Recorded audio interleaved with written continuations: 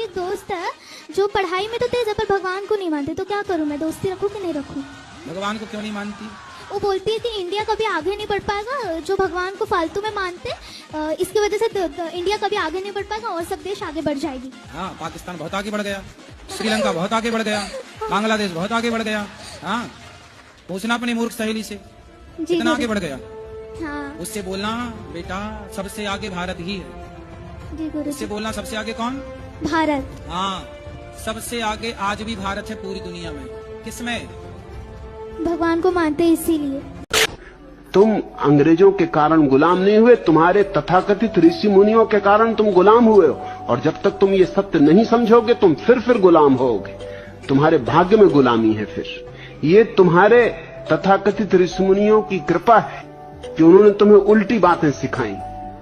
उन्होंने जीवन की बुनियाद तो तुम्हें दी नहीं और जीवन के शिखर की बकवास शुरू कर दी।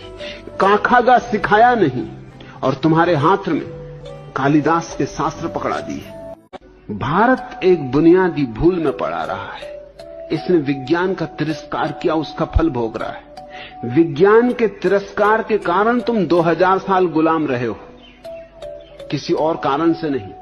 और अभी भी विज्ञान का तिरस्कार किया तो तुम भ्रांति में ही हो कि तुम स्वतंत्र हो।